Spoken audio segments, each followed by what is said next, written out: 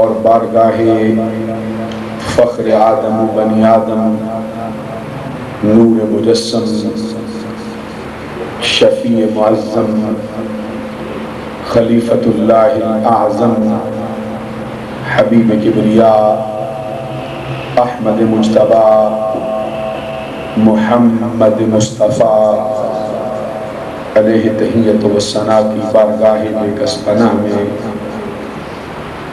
ہدیہ درود و سلام پیش کرنے کے بعد انتہائی معزز و محترم مشائخ و علماء اسلام،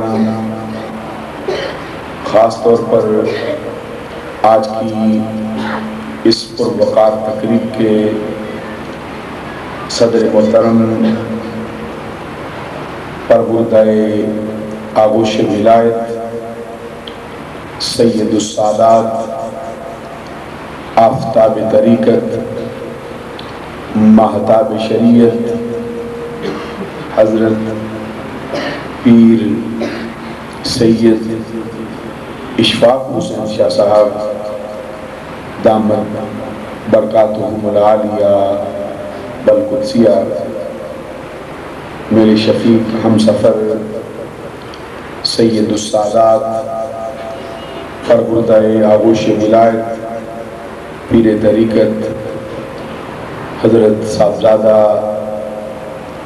سید عارف حسین شاہ صاحب صابری دامت برکاتہم العالیہ بالقدسیہ، انتہائی عزت و احترام کے لائق معزز و محترم حاضرین و سامعین، آج کی اصحال ثواب کی پروقار تقریب ہمارے مخدوم و محترم پیر طریقت حضرت پیر سید طاہر حسین شاہ صاحب رحمۃ اللہ علیہ وقدس سرہ العزیز کے اصحال ثواب کے سلسلے میں منعقد ہوئی ہے۔ جس طرح کے احساسات و جذبات کے ساتھ آپ تشریف لائے ہیں، بالکل اسی طرح کے احساسات اور اسی سے ملتے جلتے جذبات و نظریات، بلکہ اس سے بھی بڑھ کر عقیدت و محبت کے ساتھ میں بھی حاضری کا شرف و اعزاز حاصل کر رہا ہوں۔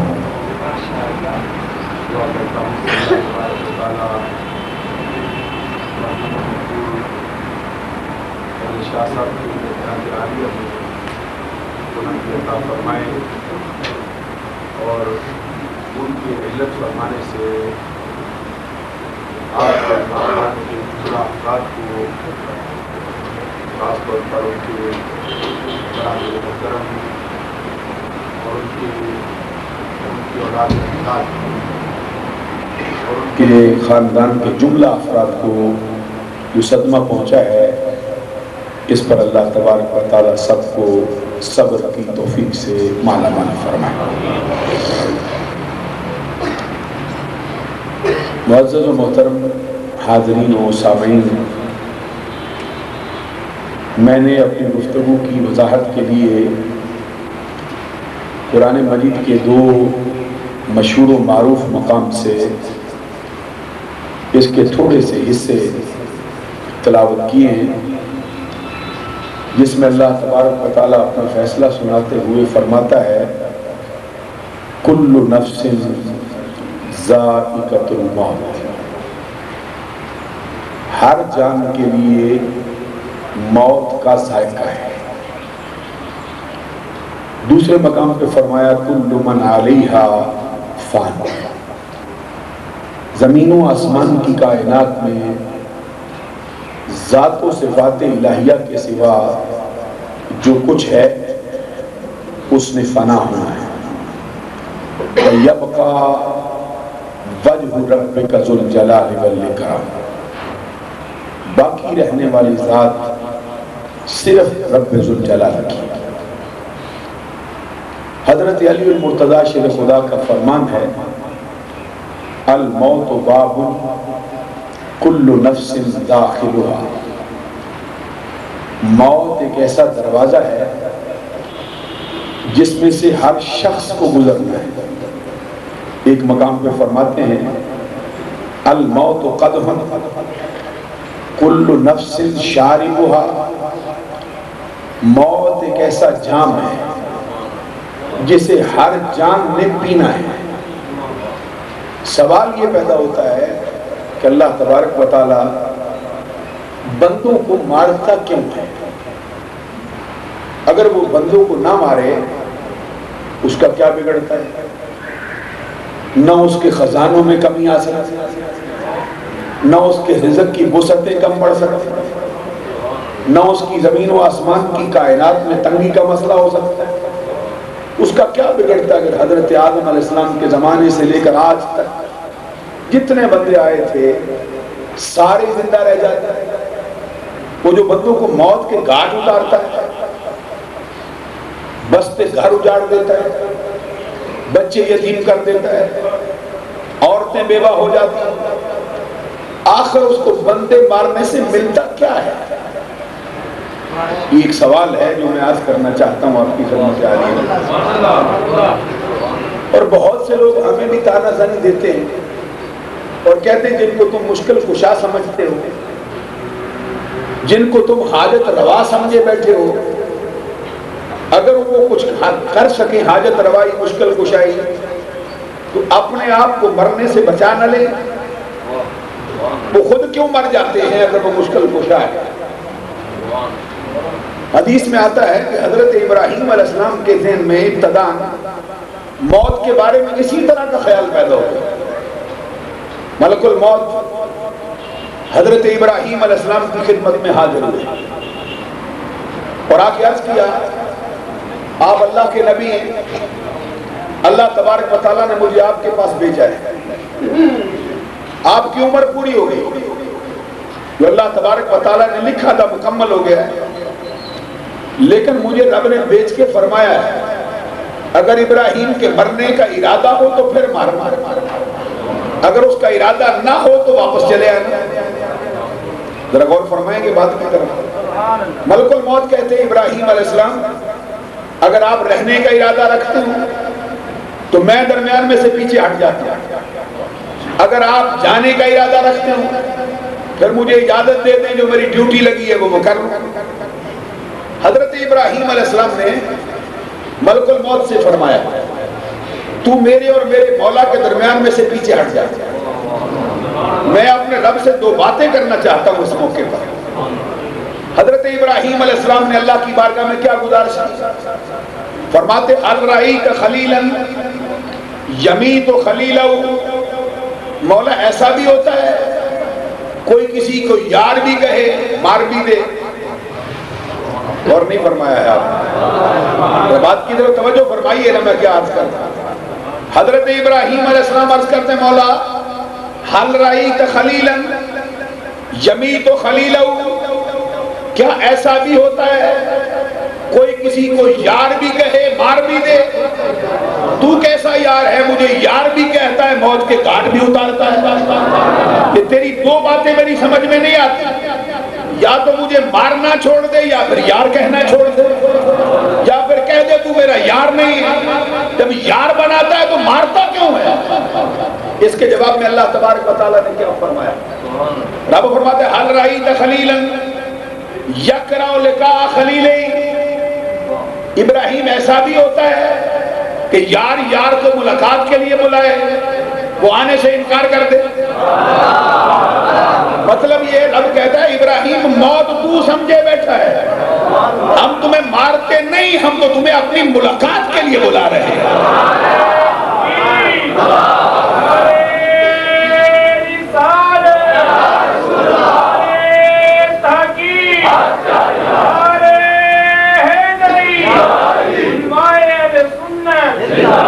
عزیزان گرامی قدر حدیث میں فرمایا کہ الموت جسر یوصل الحبیب الی الحبیب، ارے موت تو ایک پل ہے جو یار کو یار کے ساتھ ملا دیا کرتا ہے۔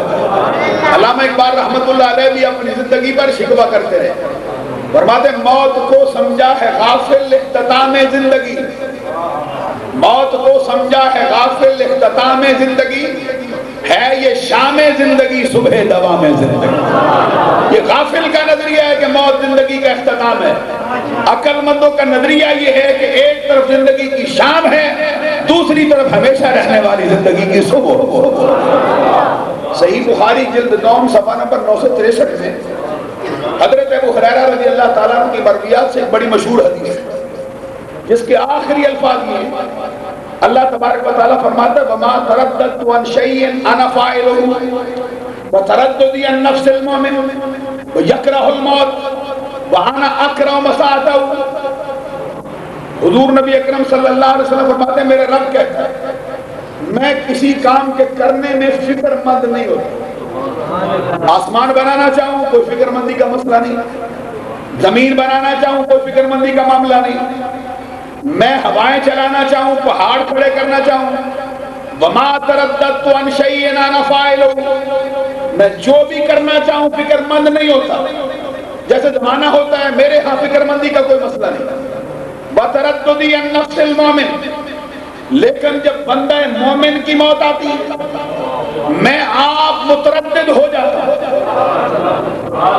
اگر سمجھتے ہو تو سبحان اللہ کہو جو بات ہے۔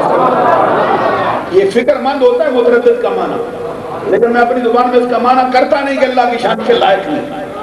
رب کہتا ہے وترددی عن نفس المومن، جب بندہ مومن کی موت آئے میں متردد ہوتا ہوں۔ مولا تو کیوں متردد ہوتا ہے؟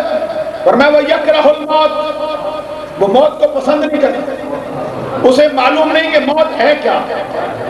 وَيَكْرَهُ الْمَوْتَ، وہ موت کو پسند نہیں کرتا۔ وَأَنَا أَكْرَهُ مَسَاءَتَهُ، اور میں اس کی تکلیف پسند نہیں کرتا، میں اس کی مرضی کے خلاف فیصلہ کرنا نہیں چاہتا۔ إِذَا جَاءَ أَجَلُهَا لَا يَسْتَأْخِرُونَ وَلَا يَسْتَقْدِمُونَ، میں لکھ چکا ہوں کہ جب آ جائے گی نہ ایک گھڑی پیچھے ہو سکتی ہے نہ ایک گھڑی آگے ہو سکتی ہے۔ بندے کو مارنا بھی اسی وقت ہے، اس کی مرضی کے خلاف فیصلہ بھی نہیں کرنا، یہ مرنا چاہتا نہیں۔ غور فرمائیے نظر، اب مارنا اسی وقت پہ بندے کو، یہ مرنا نہیں چاہتا، ہم اس کی مرضی کے خلاف فیصلہ نہیں کرنا چاہتے۔ ذرا غور کیجیے، اس کی مرضی کے خلاف فیصلہ نہیں ہوگا کیونکہ بندہ مومن ہے۔ میں اس سے وعدہ کر چکا ہوں وَلَكُمْ فِيهَا مَا تَشْتَهِي أَنفُسُكُمْ، جو تو مانگے گا دوں گا، تیری مرضی کے خلاف فیصلہ نہیں ہوگا۔ میں لکھ چکا ہوں کہ مارنا اس کو ابھی ہے، اب یہ مرنا چاہتا نہیں، میں اس کی مرضی کے خلاف اس کو مارنا چاہتا نہیں۔ مولا پھر کرتا کیا ہے؟ رب فرماتا ہے پھر جنت اٹھا کے اس کے سامنے رکھ دیتے ہیں، پھر اس کی نظر جو تم دیکھتے ہو نا وہی ادھر دیکھتا ہے۔ رب کہتا ہے پھر اس کی نظر جنت کے محلات پہ پڑ رہی ہوگی، جنت کا موازنہ کرتا ہے اس دنیا سے، وہاں پر برسنے والی رب کی رحمت کی بارش کو دیکھتا ہے، ملنے والے رب کی عطاؤں کے مقامات کو دیکھتا ہے، دودھ شہد کی جاری لہروں کو دیکھتا ہے، رب ذوالجلال کے برگزیدہ بندوں کی ملاقات کو دیکھتا ہے، پھر اس کا موازنہ اس دنیا سے کرتا ہے۔ یہاں کا موسم دیکھتا ہے، اس کے تغیر و تبدل کو دیکھتا ہے، یہاں کے حالات کو دیکھتا ہے، یہاں کی مشکلات کو دیکھتا ہے، دونوں کا موازنہ کرتا ہے آپ، اور پھر دل سے خوف اٹھاتا ہے، کہتا ہے رہنے والی جگہ یہ نہیں جہاں پہ میں رہتا ہوں۔ خود کہتا ہے رہنے والی جگہ یہ نہیں جہاں پہ میں ہوں، رہنے والی جگہ وہ ہے کاش کوئی لینے آ جائے۔ رب کہتے ہیں جب وہ خود کہتا ہے نا کوئی لینے آ جائے، پھر ہم ملک الموت کو بھیجتے ہیں اب آنا چاہتا ہے لے آئے۔ اس سے معلوم ہوا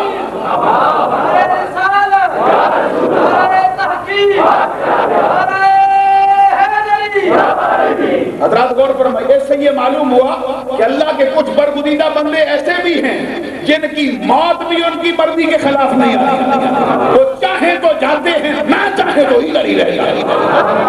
اب میں سمجھتا ہوں جو شاہ صاحب نے نعرہ لگایا الصلاۃ والسلام علیکہ یا رسول اللہ، وہ جو کہتے تھے مولا اب میرے حواس برقرار نہ رہیں، پتہ چلتا ہے شاہ صاحب کو بھی جنت کے محلات دکھائی دے رہے ہیں۔ محمد عربی تیرے دنیا میں پردے سے رہا ہوں، دنیا سے چلا بھی پردے سے۔ اور یہ جو تم دیکھتے ہو کہ فلاں بندے کو پھانسی گھاٹ کی طرف لے کے جا رہے ہیں، جاتے وقت وہ نعرے لگاتا تھا، کلمہ شہادت پڑھتا تھا، صلاۃ و سلام کی آواز لگاتا تھا، بندے کہتے بڑا جرأت مند بندہ ہے بھائی، پھانسی کو دیکھ کر بھی نعرہ لگاتا ہے۔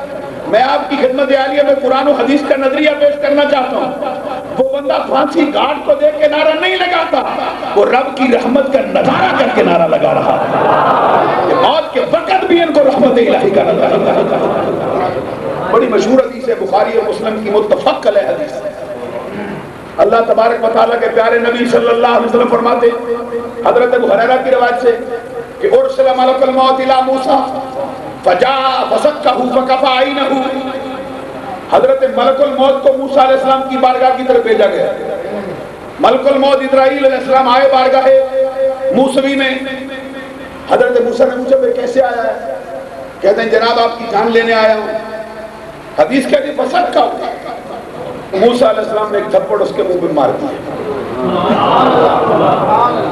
نبیوں کی شان کا حال دیکھ لو، برگزیدہ بندوں کے مراتب دیکھ لو کیا ہے۔ کوئی اور دنیا دار ہو تو ملک الموت کا نام سن کر خود ہی جان نکل جائے۔ یہاں پہ موسیٰ علیہ السلام نے پوچھا میں کیسے آیا ہے؟ کہتے ہیں جناب آپ کی جان لینے آیا ہوں۔ موسیٰ علیہ السلام تھپڑ مار دیا۔ اور علماء دیوبند کا مشہور محدث ہے انور شاہ کاشمیری، اس کی بخاری کی شرح فیض الباری شرح صحیح بخاری، اس مقام پہ اس میں لکھتا ہے کہ موسیٰ علیہ السلام نے زوردار تھپڑ نہیں مارا، ہلکا سا تھپڑ مارا۔ تو سبحان اللہ بھی کہو، کہتے ہلکا سا مارا ہے۔ ہم پوچھا بھائی انور شاہ کشمیری صاحب اگر زوردار مارتے تو کیا ہوتا؟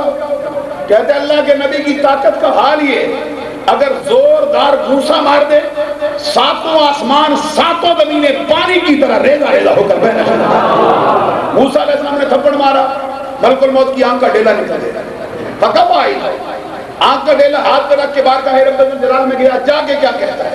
یہ جملہ سنانا چاہتا ہوں میں آپ کو۔ اللہ کی بارگاہ میں کہتے ہیں ارسلتنی الی عبد لا یرید الموت، مولا آج تو نے ایسے بندے کے بعد بھیجا جس کے مرنے کا ارادہ ہی کوئی نہیں۔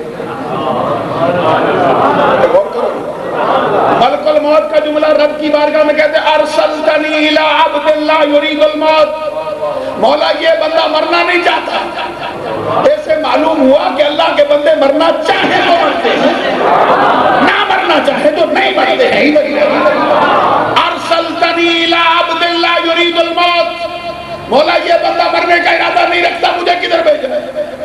اللہ تبارک و تعالیٰ نے اس کی آنکھ کا ڈیلا درست کیا، پھر فرمایا پھر جا موسیٰ کے پاس۔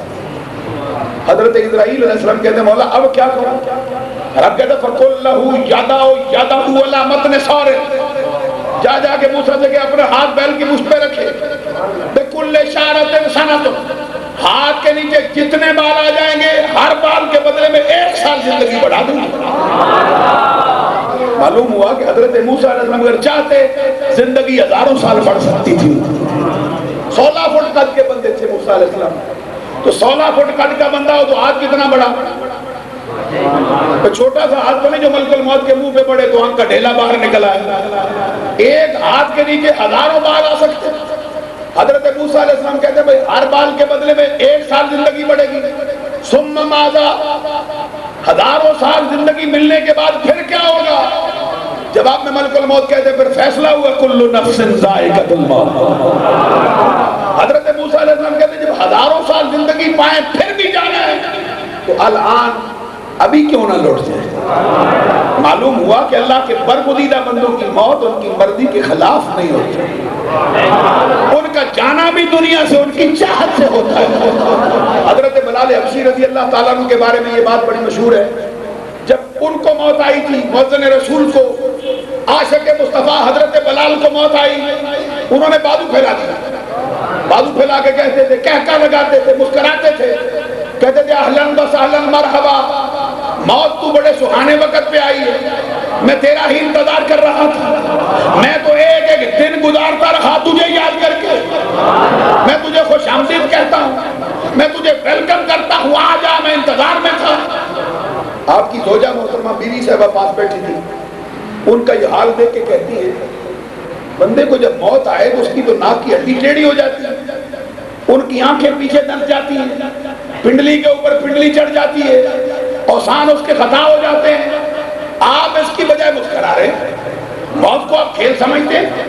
حضرت بلال حبشی رضی اللہ تعالیٰ نے مسکرا کے فرماتے ناک کی ہڈی اس کی ٹیڑھی ہو جو مر رہا ہو، آنکھیں اس کی دن سے جو فنا کے گھاٹ اترتا ہو، پنڈلی کے اوپر پنڈلی اس کی چڑھے جو مر رہا ہو، فرماتے خدا کی قسم نہ تو میں مر رہا ہوں نہ میں موت کے گھاٹ اتر رہا ہوں، میں تو اپنی رب کی ملاقات کے لیے جا رہا ہوں۔ حدیث میں خود نبی اکرم صلی اللہ علیہ وسلم کا فرمان ہے، الدنیا سجن المومن وجنت الکافر، دنیا مومن کے لیے قید خانہ ہے اور کافر کے لیے جنت ہے۔ قید خانہ کتنا ہی آرام اور آسائش کے ساتھ مزین کر دیا جائے، قید خانے میں کتنی سہولتیں دی جائیں، ایمان سے کہنا کون رہنا چاہتا اس میں؟ آقا کونین نے فرمایا دنیا مومن کے لیے قید خانہ اور کافر کے لیے جنت ہے۔ عزیزان گرامی قدر کون سا بندہ ہے جو قید خانے کی حقیقت کو جانے پھر رہنا چاہے؟ یہ جو اللہ کے برگزیدہ بندے ہیں یہ دنیا کی حقیقت کو جانتے ہیں، اس لیے ادھر کو پسند نہیں کرتے، رب ذوالجلال کی ذات کو ترجیح دیتے ہیں۔ خود نبی اکرم صلی اللہ علیہ وسلم کا اپنا حال بھی آپ کے سامنے حدیث میں آتا ہے کہ اللہ تبارک و تعالیٰ نے ملک الموت کو آقا کونین کے لیے بھیجا۔ ملک الموت نبی اکرم صلی اللہ علیہ وسلم کی بارگاہ میں بھی آئے اس لیے کہ آپ کی روح آپ کے جسم سے جدا کر دی جائے۔ جب ملک الموت بارگاہ مصطفیٰ میں آیا ابھی آنے ہی لگا تھا تو رب نے فرمایا ملک الموت اکیلا مصطفیٰ کی بارگاہ میں نہ جا۔ ملک الموت کہتے ہیں مولا میں تو اکیلا ہی جاتا ہوں، آج تک میرے ساتھ تو کوئی نہیں گیا۔ رب نے فرمایا اس طرح کا دربار پہلے کوئی آیا بھی نہیں، یہ دربار میرے مصطفیٰ کا اکیلا نہ ہے۔ مولا کس کو لے جاؤں؟ فرمایا جبرائیل کو بھی ساتھ لے جاؤ۔ اور حدیث کہتی مولوی اشرف علی تھانوی کا میں نے جملہ پڑھا ہے اس کی کتاب میلاد النبی میں، وہ کہتے ہیں ملک الموت بھی آیا وہ اندر داخل نہیں ہوا مصطفیٰ کے گھر میں۔ اب مرتبہ دیکھو سرکار کا، ملک الموت کو بھی گھر میں داخلے کی اجازت نہیں، دروازے کے ساتھ لگ کے کھڑا ہو گیا۔ جبرائیل امین بارگاہ مصطفیٰ میں آئے، آ کے عرض کیا یا رسول اللہ ملک الموت حاضر ہوا ہے، اگر اجازت ہو تو اندر آ جائے۔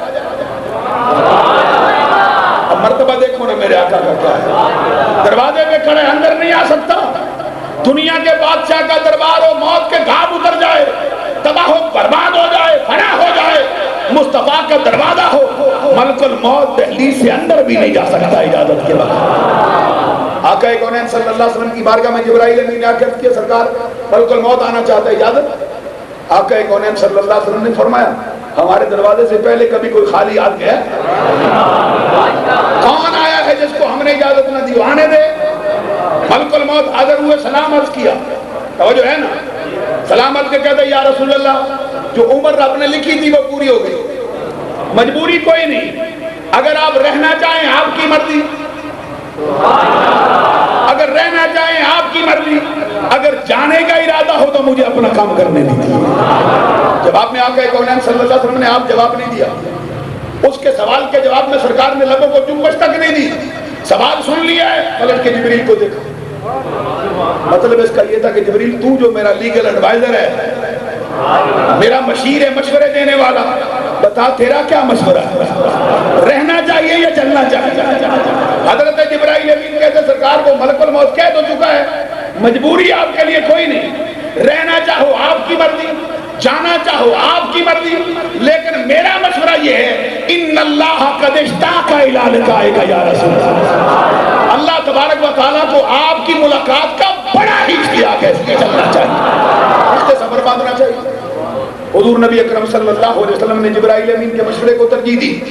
اس وقت سید عالم ملکہ فردوس بری نور چشم رحمت للعالمین ہمارے آقا کے جگر کا ٹکڑا، عصمت کا در نہاں، عفت کا گنجے گراں، شہزادی کون و مکان، سیدۃ نساء اہل الجنہ، سیدۃ نساء العالمین، حضرت فاطمہ الزہرا رضی اللہ تعالیٰ عنہ سرکار کی خدمت میں بیٹھی، اور سرکار کو جو موت کا مسئلہ تھا اس میں آقا کونین صلی اللہ علیہ وسلم کے سینے سے کچھ آواز بھی نکلتی تھی، اپنا ہاتھ پانی میں بھگو کر بھی اپنے چہرے پہ ملتے تھے، ماتھے پہ کبھی سینے پہ رکھتے۔ بعض بندوں کا یہ خیال ہے، یہ صوفیہ کرام کا خیال ہے، کہ جو نیک بندہ ہو اس کی روح آسانی سے نکلتی ہے، لیکن محدثین کا یہ خیال نہیں۔ محدثین کا نظریہ یہ ہے کہ جتنا نیک بندہ ہے اتنی روح مشکل سے نکلتی ہے، جتنا گناہگار بد کردار بندہ ہو اتنی روح آسانی سے نکلتی ہے۔ محدثین کہتے ہیں وجہ اس کی ہے کہ روح ہوتی ہے پاک، بندہ ہو نیک، روح اس کو چھوڑنا نہیں چاہتی، روح اس میں جم جاتی ہے۔ اب بندہ بھی نیک ہے، روح بھی نیک ہے، نہیں چھوڑنا چاہتی، تو بندہ گناہگار ہو تو روح ہوتی ہے پاک، وہ اس میں رہنا نہیں چاہتی، خود ہی چھوڑ کے چلی جانا چاہتی۔ آقا کونین صلی اللہ علیہ وسلم کو جو تکلیف ہوتی تھی، حضرت فاطمہ الزہرا نے جو تکلیف سرکار کی دیکھی تو پھر اس پر آقا کونین کی بارگاہ میں کچھ جملے عرض کیے کہ میرے بابا کو بڑی تکلیف ہے۔ اس کے جواب میں سرکار نے حضرت فاطمہ الزہرا سے فرمایا فاطمہ نہ گھبرا، تیرے بابا کو آج تکلیف ہے کل نہیں ہوتی۔ ہمارے جیسے کوئی سمجھنے والا بندہ ہو تو سمجھتے شاید شفایاب ہو جائیں گے، لیکن حضرت فاطمہ الزہرا سرکار کے جملے سے سمجھ گئی کہ آقا کونین نے جو یہ فرمایا نا آج تکلیف ہے کل نہیں ہوگی، اس کا مطلب یہ ہے کہ سرکار ہمیں چھوڑ جائیں۔ حضرت فاطمہ الزہرا نے زور زور سے رونا شروع کر دیا۔ حضرت فاطمہ الزہرا کا رونا، غور کرو نا، حضرت فاطمہ الزہرا کا رونا کس درجے کا ہے، عرش الہی بھی ہل جائے۔ سرکار نے جب فاطمہ الزہرا کو روتے دیکھا، ان کا کان اپنے منہ کے قریب لا کر کوئی چھوٹی سی بات کہی، جس کی وجہ سے حضرت فاطمہ نے زور کے ساتھ ہنسنا شروع کر دیا۔ اتنے زور سے ہنسی کہ پورا گھر آپ کی ہنسی کو سن رہا تھا۔ حضرت فاطمہ الزہرا رضی اللہ تعالیٰ عنہ سے بعد میں حضرت عائشہ صدیقہ نے پوچھا بیٹی فاطمہ یہ رونے ہنسنے کا مظاہرہ میں نے اتنے قریب کبھی دیکھا نہیں۔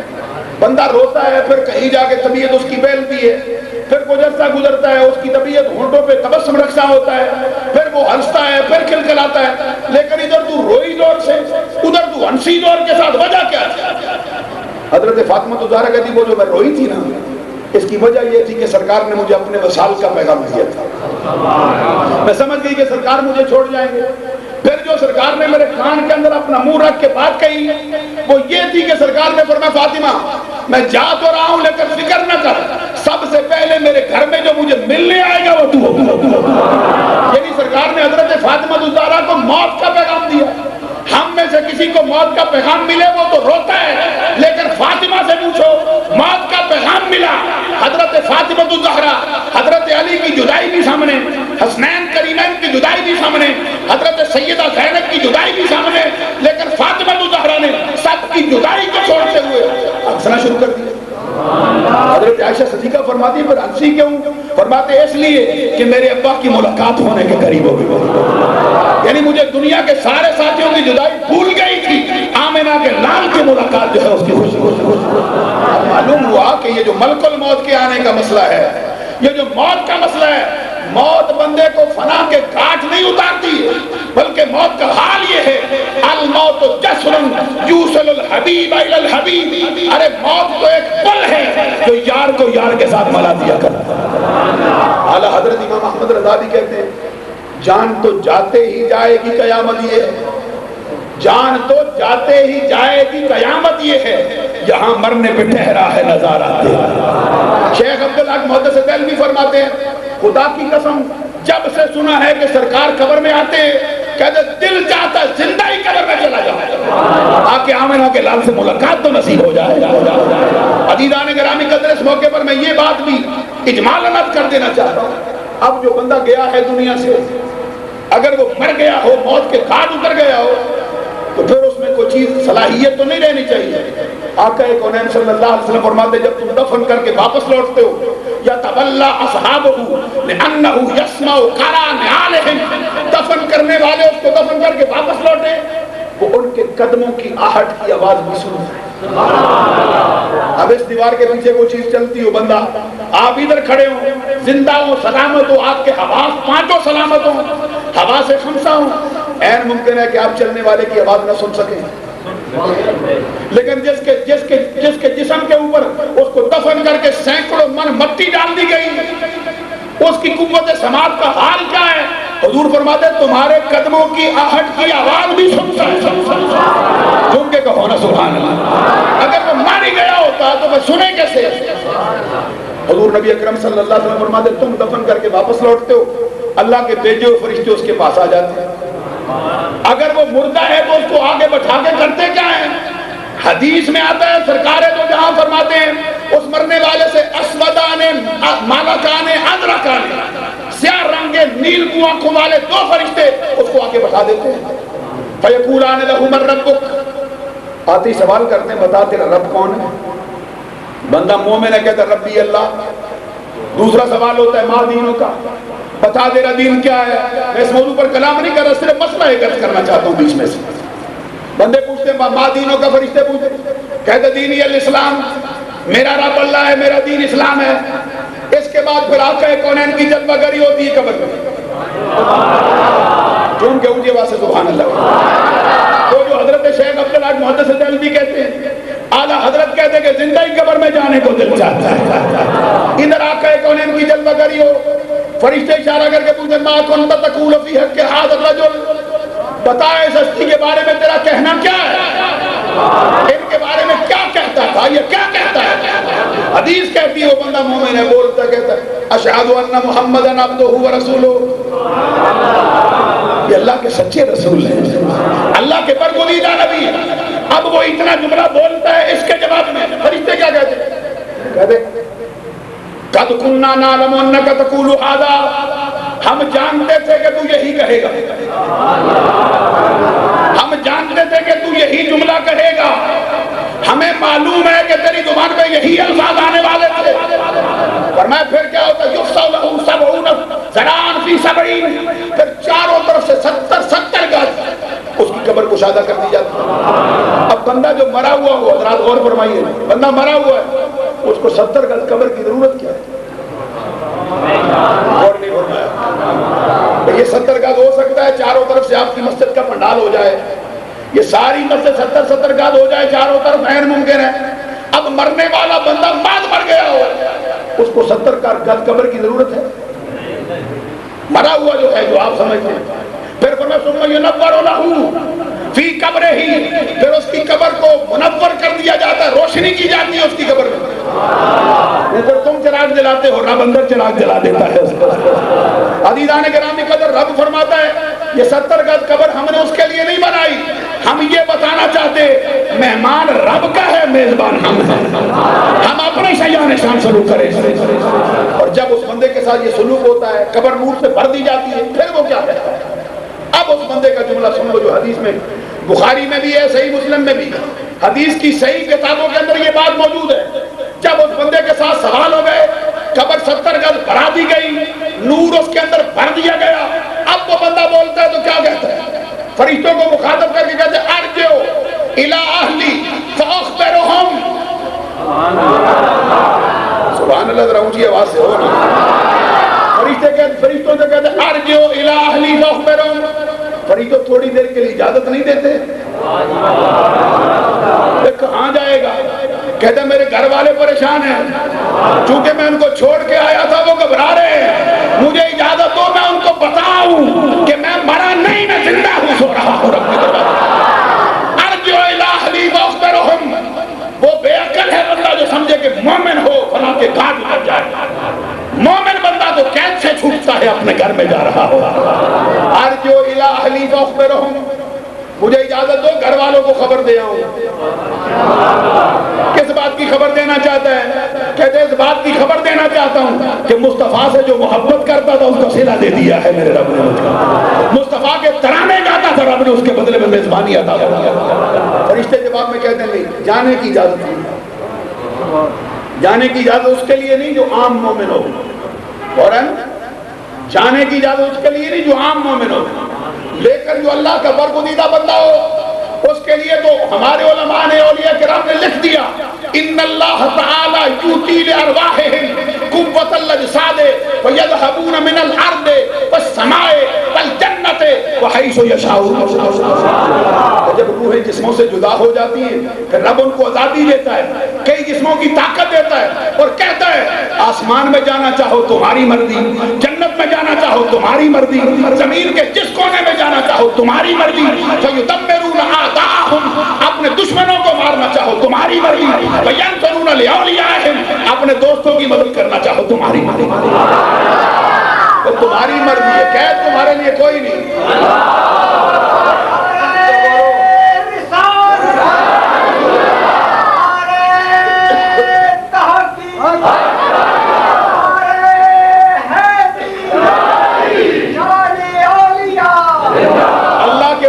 بندوں کے لیے قبر بھی قید نہیں ہوتی۔ رب کہتے جاؤ زمین و آسمان کے جس کونے میں جانا چاہو تمہاری مرضی، حیث یشاؤون، کسی چیز کی قید نہیں، جہاں تم جانا چاہو جاؤ، جہاں تک کہ فرمایا دشمنوں کو مارنا چاہو۔ مجھے واسے کہو نا سبحان اللہ۔ ینظرون لاولیائہم، اپنے دوستوں کی مدد کرنا چاہو تمہاری مدد، انشاءاللہ تعالی یہ سب کچھ ان کے جانے سے نہیں، رب کی عطا سے ہوا کرتا۔ وہ بندہ کہتا ہے قبر میں جانے والا، ارجو الی اہلی فاخبرہم، مجھے اجازت دو میں گھر والوں کو بتاؤں۔ ایمان سے کہنا اگر بندہ مر گیا ہو جیسے ہم سمجھتے ہیں تو اجازت لے کے کرے گا کیا، کہ یہ بتائے میں مرا پڑا ہوں، مرنا پڑا تو پہلے ہی جانتے ہیں، وہ بتانا چاہتا ہے مرنا تم سمجھتے ہو، میں ہمیشہ کی زندگی کی طرف پڑھ رہا ہوں، رب کے دروازے پر اس کی میزبانی میں گیا۔ اب جواب میں فرشتے کیا کہتے سنو، فرشتے کہتے اس بات کی اجازت نہیں کہ تو لوٹے، بلکہ حکم تیرے لیے نام کنومت العروس، سو جا اور ایسے سو جا جیسے پہلی رات کی دلہن سویا کرتی ہے۔ اب اللہ تبارک و تعالیٰ قبر میں جانے والے سے اپنے فرشتوں سے کہلواتا ہے، ارے آنے والے زندگی میں تو نے بڑی مشقتیں کی ہیں، اب یہاں مشقت کا مسئلہ کوئی نہیں، نام کا نومت العروس، ایسے سو جا جیسے پہلی رات کی دلہن سویا کرتی ہے۔ آیو کے دو جس کو کوئی اٹھا نہیں سکتا، مگر وہ اٹھاتا ہے جو اس کے گھر میں سب سے زیادہ محبوب ہو۔ اور پہلی رات کی دلہن کو سلایا کیسے جاتا ہے، حضرات غور تو فرماؤ نا۔ اور جو اللہ کے برگزیدہ بندے ہیں ان کے بارے میں قبر میں یہ جائیں تو پھر کیا ہوتا ہے، میزان الشریعت الکبریٰ صفحہ نمبر 50 پہ علامہ عبد الوہاب شورانی اپنے استاد محترم ناصر الدین مالکی کی موت کا حال نقل کرتے ہیں، کہتے لما مات شیخنا ناصر الدین مالکی اللکانی، جب ہمارے استاد محترم ہمارے شیخ حضرت ناصر الدین مالکی کا انتقال ہوا، کہتے کچھ عرصے کے بعد کسی کو خواب میں ملے، اس نے پوچھا ما فعل اللہ بک یا شیخ، ما فعل اللہ بک یا استاد، استاد بتاؤ رب نے سلوک کیا کیا، کہتے رب نے بخش دیا ہے۔ پوچھتے سبب کیا بنا تھا آپ کی بخشش کا، کہتے سبب یہ بنا کہ جب میں قبر میں گیا فرشتے آئے، انہوں نے آ کے سوال کیا من ربک کا، کہتے جواب مجھے آتا تھا لیکن زبان میری ساتھ نہیں دیتی، زبان چلتی نہیں۔ کہتے دوسرا سوال کیا ما دینوں کا، جواب مجھے آتا تھا لیکن زبان میری ساتھ نہیں دیتی۔ کہتے تیسرے سوال سے پہلے میں ڈر گیا کہ دو سوال تو مجھے آئے نہیں، اب تیسرا سوال نہ آیا تو پتہ نہیں بنے گا کیا۔ کہتے میں ڈر رہا تھا تو زندگی پوری حضرت امام مالک سے محبت کرتا تھا۔ امام مالک بن انس جنہوں نے 60 برس تک مصطفیٰ کے شہر مدینہ میں حدیث پڑھائی، روضہ رسول کے سامنے بیٹھتے، کہتے ساری زندگی امام مالک سے محبت کرتا تھا، کہتے ادھر میں ڈرا دیکھتا کیا ہوں، میری قبر میں امام مالک کی جلوہ گری ہوئی۔ امام مالک میری قبر میں آئے، ہاتھ کے اشارے سے فرشتوں کو اٹھا کے کہتے ارے پیچھے ہٹ جاؤ، یہ وہ بندہ نہیں جس سے یہ سوال کیے جائیں گے، یہ وہ ہے جو ساری زندگی کالا کالا رسول کا پڑھاتا ہے۔ عزیزان گرامی قدر، بعض علماء نے یہ بھی لکھا ہے جس میں امام سیوطی رحمۃ اللہ علیہ خود تشریح فرمائے، کہتے ہیں جب سوال کیا جاتا ہے ما کنت تقول فی حق ھذا الرجل، بتا اس ہستی کے بارے میں کیا کہتا ہے، کہتے بندہ مومن تو کہتا نہیں اللہ کے رسول ہیں، لیکن کچھ بندے ایسے بھی ہوتے ہیں جو ابھی بولتے نہیں، آمنہ کے لال خود بول پڑتے، کہتے اس سے نہ پوچھو کہ میں کون ہوں، آؤ میں بتاتا ہوں کہ یہ کون ہے۔ عزیزان گرامی قدر، جس میں مرتے وقت بھی یا رسول اللہ کی ثنائیں بلند کی ہوئی، جو اٹھتے بیٹھتے درود کے وظیفے کرتا رہا ہو، کیسے ممکن ہے کہ ناصر الدین مالکی کی قبر میں امام مالک آ جائے تو حضرت سید طاہر صاحب کی قبر میں مصطفیٰ آ کے خود سوال کو مصطفیٰ کی اپنی زبان سے مل گئی۔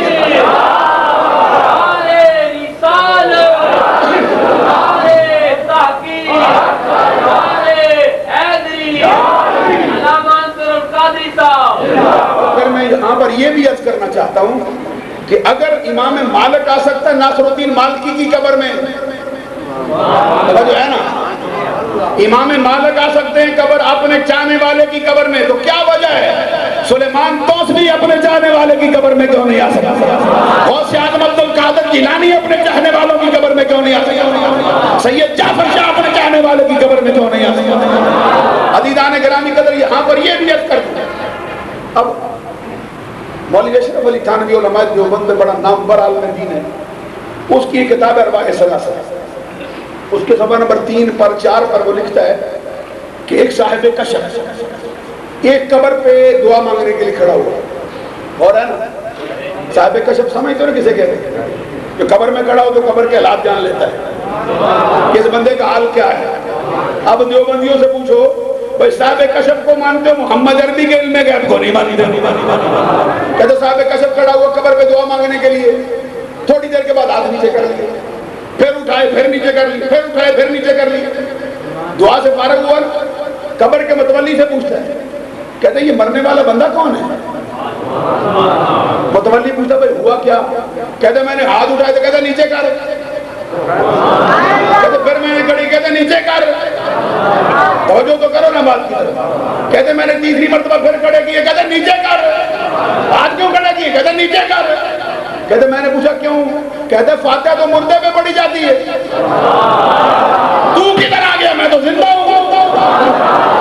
یہ ارواح ثلاثہ میں مولوی اشرف علی تھانوی دیوبندی لکھتا ہے کہ صاحب کشف قبر پہ گئے، قبر والا کہتا تھا جا کسی مردے پہ فاتحہ پڑھ، میں زندہ بیٹھا ہوں ادھر، میں کدھر فاتحہ پڑھنے آ گیا ہے؟ کہتا ہے وہ متولی سے کہتا ہے بڑا دل لگی بات بندہ ہے یہ قبر۔ اصل مسئلہ یہ ہے کہ یہ قبر والے شہید ہوئے تھے، یہ مرے نہیں ہے، یہ زندہ ہے۔ عزیزان گرامی قدر، میں سمجھتا ہوں یہ سید طاہر حسین بھی انہی ہستیوں میں تھا، بے شک لبادہ جو بھی اڑا تھا اندر دل میں مصطفیٰ کی محبت سجا کے گیا تھا، یہ بھی انہی ہستیوں میں سے جو چلا گیا ہے دنیا سے لیکن مرا نہیں، مرنے والا بندہ نہیں تھا۔ عزیزان گرامی قدر، اب یہ بات بھی عرض کروں کہ جو انتقال کر جاتے ہیں، اب ایک بندہ کہتا ہے نا بعض بندوں کا یہ خیال ہے، کسی کی ماں فوت ہو جائے کہتے ہیں میرا دروازہ بند ہو گیا، میری دعائیں ختم ہو گئی مجھ پر، لیکن یہ جو نظریہ ہے یہ درست نہیں کہ بندے کا باپ فوت ہو جائے سمجھے بھائی میری دعائیں ختم ہو گئی۔ بندہ خدا اگر تیرا باپ مومن نہ ہوتا پھر تو تیرے لیے مسئلہ کچھ ہوتا، مسئلہ یہ ہے کہ تیرا باپ مومن ہے، زندگی میں بھی دعائیں کرتا تھا، زندگی میں گزر جانے کے بعد قبر میں بیٹھ کے بھی دعائیں کرتا ہے تیرے لیے، قبر کے اندر بھی اس کی دعائیں تیرے لیے۔ اور پھر دیکھ لو زندگی میں انسان اپنے باپ کو دیکھتا ہے، والدین کا چہرہ دیکھ کے کتنا ثواب ملتا ہے۔ ایک مقبول اور مبرور خالی آج نہیں نیکیوں سے بھرا ہوا جس میں کوئی گناہ ہی نہ ہو، مقبول رب کی بارگاہ میں قبولیت کے درجے میں فائد ہونے والا حج، ایک پیار بھری نگاہ والد کے چہرے پہ ڈال، کدھر بھولا بیٹھا ہے، کہاں مارا مارا پھرتا ہے، اپنے والدین کے چہرے پر ایک نظر ڈال، رب مقبول اور مبرور حج کا ثواب دیتا ہے۔ صحابی کہتے ہیں یا رسول اللہ کو کئی مرتبہ دیکھے دن میں، کسی کا دل چاہے زیادہ دیکھنے کو تو کیا ہوگا؟ فرمایا جتنی مرتبہ دیکھتا جائے گا میرا رب اتنے ہی حجوں کے ثواب لکھتا جائے گا۔ زندگی میں تو حج کا ثواب ملتا تھا دیکھنے سے۔ اب حدیث مصطفیٰ سنو، اس کتاب کا نام ہے کنز الاموال، جلد نمبر اس کی 7، صفحہ نمبر اس کا 725۔ آقا کونین صلی اللہ علیہ وسلم فرماتے من زار قبر ابوی کتب برا، من زار قبر ابوی غفر اللہ، جو بندہ والدین کی قبروں کی زیارت کرے بڑا گناہگار بھی ہو رب اس کو نیک بنا دیتا ہے، جو بندہ والدین کی قبروں کی زیارت کرے رب اس کو بخش دیتا ہے۔ ایک حدیث کے اندر اسی مقام میں فرمایا من زار قبر ابوی فی یوم الجمعۃ کعدل حجۃ مبرورۃ، جس نے جمعہ کے دن اپنے والدین کی قبروں کی زیارت کی ہے اس کا ثواب ایسے ہی ہے جیسے مقبول اور مبرور حج کا ثواب لکھا ہے۔ والدین کی قبروں کی زیارت جمعے کے دن جو کرے گا اس کا ثواب حج کے برابر رکھا گیا۔ یہ جو اصالہ ثواب کرنے ہم آئے اس کے بارے میں کہتے پہلے تو کبھی ہوتا نہیں دیکھا۔ آئیے میں چند ایک حدیثیں آپ کو سناؤں کہ احسال ثواب ان کے مرنے کے بعد، ان کے جانے کے بعد یہ سلسلہ ہم نے نہیں شروع کیا، آمنہ کے لال نے خود اس کی اجازت دی، اور نہ صرف اجازت دی ہے بلکہ اپنی زبان اقدس سے اپنی امت کے لیے، اپنے اہل بیت کے لیے، اپنے چاہنے والوں کے لیے اصال ثواب خود کر کے بھی دکھایا ہوا، اور نہ صرف ان کے لیے کیا ہے بلکہ اپنے چاہنے والوں کو اپنی ذات کے لیے بھی اصال ثواب کرنے کا حکم صادر۔ ایک حدیث سنو، کتاب کا نام ہے صحیح بخاری، جلد اس کی پہلی، صفحہ نمبر اس کا 186، اسی کتاب کی جلد پہلی، صفحہ نمبر اس کا 386، لکھنے والے کا اسم گرامی امیر المومنین فی الحدیث ناصر الملت والدین امام ابو عبداللہ محمد بن اسماعیل بن ابراہیم بن مغیرہ الشعبی الجعفری الشافعی السنی۔ یہ امام بخاری عقیدے کے اعتبار سے، بولو نا، یاد کرو نا، یہ وظیفے کے طور، امام بخاری عقیدے کے اعتبار سے، ابھی تھوڑے بولے ہو، امام بخاری وہابی نہیں، امام بخاری عقیدے کے اعتبار سے سنی، گواہی کس کی؟ وہابیوں کا امام ثانی نواب صدیق حسن بخاری اپنی کتاب ابجد العلوم صفحہ نمبر 258 میں لکھتا ہے امام بخاری عقیدے کے اعتبار سے سنی ہے اور امام شافعی کا مقلد ہے، اور امام شافعی کس کا شاگرد ہے؟ اس کا نام ہے امام محمد، امام محمد جس کا شاگرد ہے اس کا نام ہے ابو حنیفہ۔ معلوم ہوا کہ امام بخاری جس کی تقلید کا پتہ اپنے گلے میں ڈالے وہ ہمارے امام اعظم ابو حنیفہ کے شاگرد کا شاگرد ہے۔ امام مالک رضی اللہ تعالیٰ عنہ کا مرتبہ بڑھا، امام شافعی کا مرتبہ بڑھا، میدان حدیث میں امام بخاری کا بھی مرتبہ بڑھا۔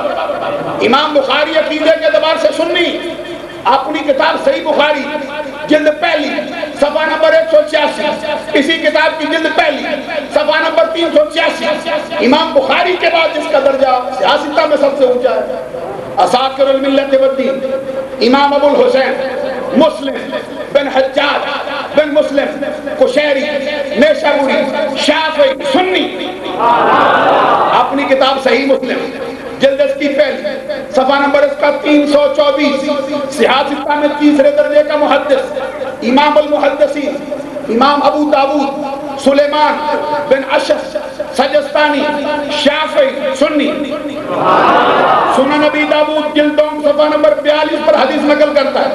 تینوں کتابوں میں یہ حدیث 4 مقامات پر موجود ہے، چاروں مقام پر راویہ کون؟ ام المومنین حضرت عائشہ صدیقہ بنت صدیق محبوب رب العالمین، سچے باپ کی سچی بیٹی، پاکیزہ نبی کی پاکیزہ بیوی، سارے مومنوں کی ماں۔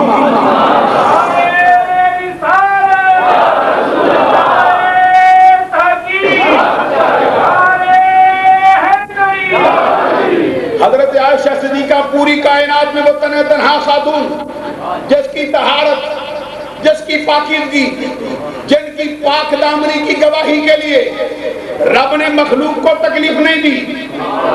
حضرت یوسف اللہ کے نبی، ان پہ تہمت لگی، رب نے گواہی آپ نہیں دی، چھوٹے بچے کو بولنے کی اجازت دی، بچہ بول کے کہتا قمیض دیکھو آگے سے پھٹا یا پیچھے سے پھٹا ہو تو زلیخا گنہگار ہے یوسف آزاد۔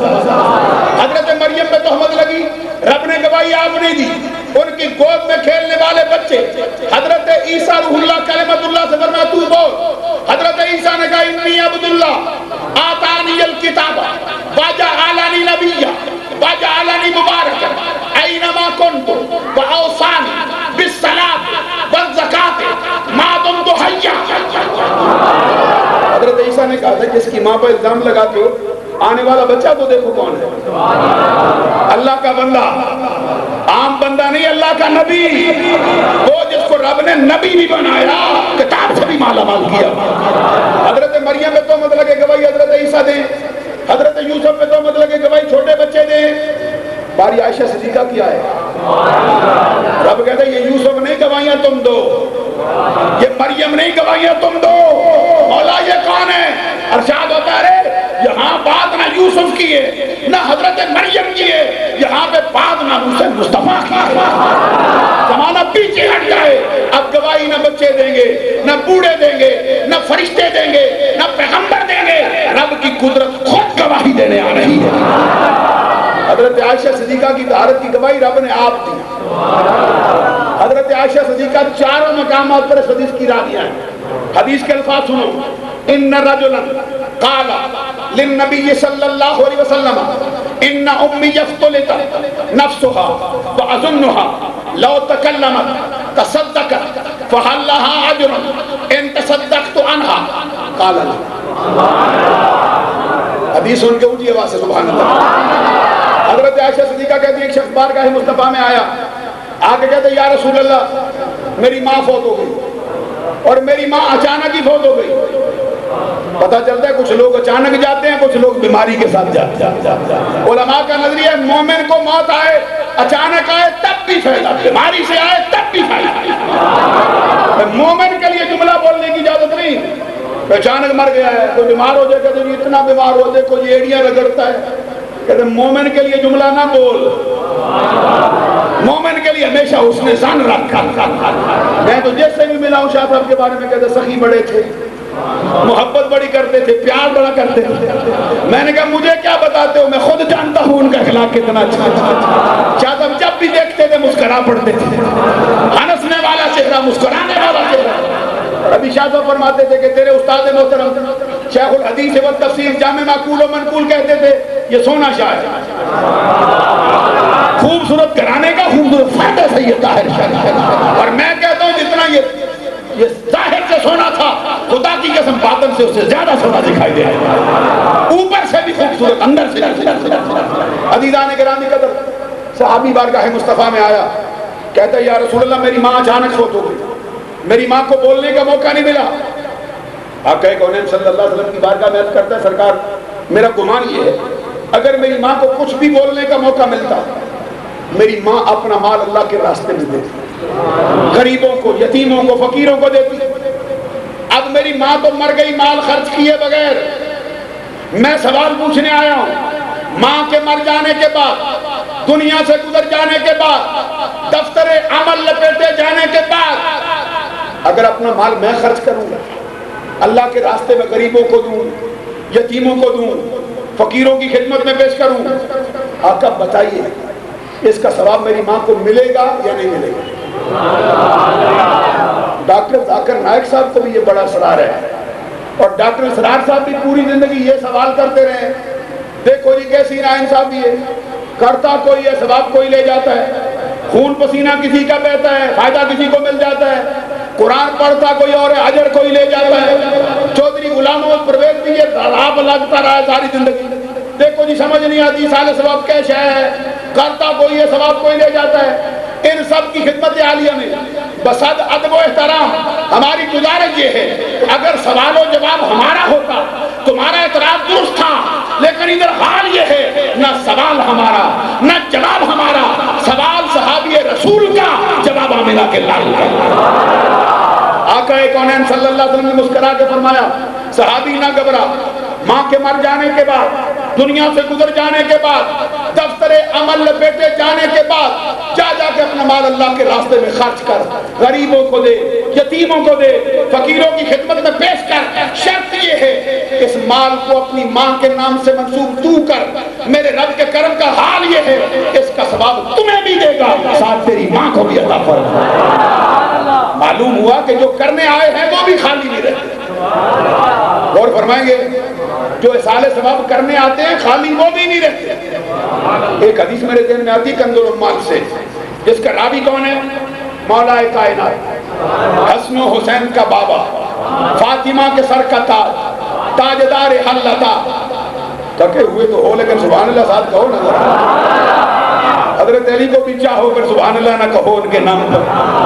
حسن و حسین کا بابا, فاطمہ کے سر کا تاج. اب وہ بندہ بے عقل ہے جو یہ سمجھتا ہے حضرت علی سے سنی محبت نہیں کرتے, اس کی عقل کو ہے جو ہے اس کا کوئی علاج ہونے والا ہے. ہم کہتے ہیں حضرت علی سے سچی محبت سنیوں کے بغیر کوئی کر ہی نہیں سکتا. حسن و حسین کا بابا, فاطمہ کے سر کا تاج, تاجدار حلتا, مراد کل کفا, سخاوت کا سمندر, شجاعت کا غضنفر, باب مدینۃ العلم, امت کا استاد, امت کے نبی کا داماد, ہم راز مصطفیٰ, دم ساز مصطفیٰ, مولا علی مشکل کشا شیر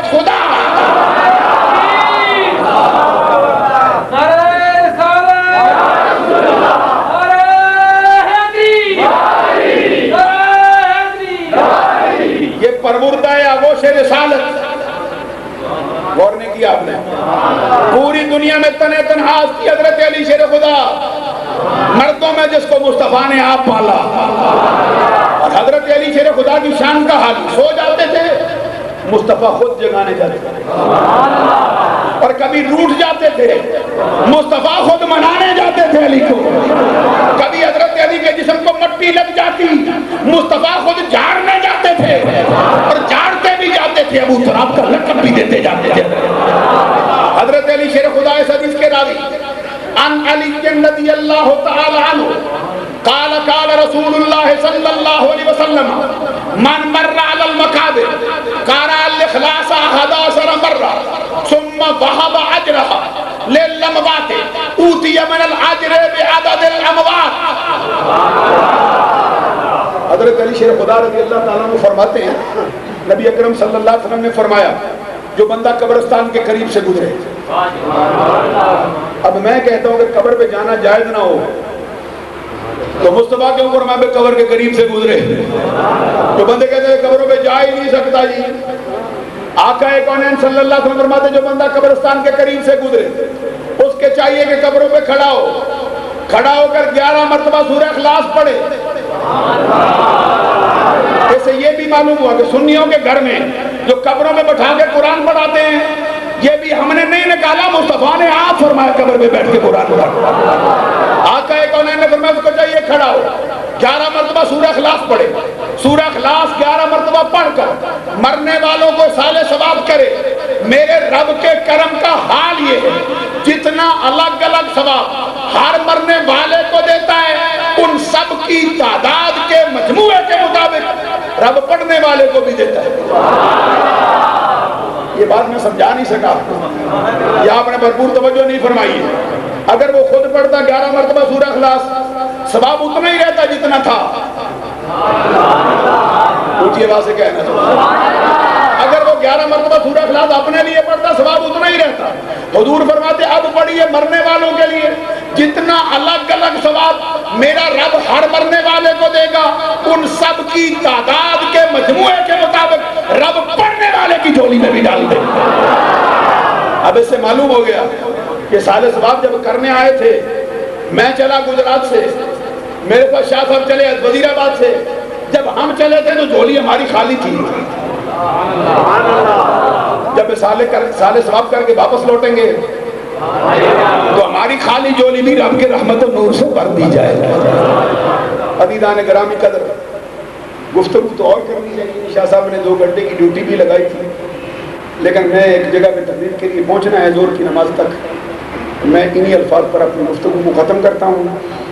البتہ یہ ہے کہ اگر آپ کوئی سوال کرنا چاہیں، میری گفتگو کے متعلق آپ کے ذہن میں کوئی اشکال پیدا ہوا ہو، کوئی مسئلہ ہے سال ثواب کے ضمن میں ہو، یا کوئی بات آپ کرنا چاہیں تو میں سوال کا جواب دینے کے لیے حاضر ہوں۔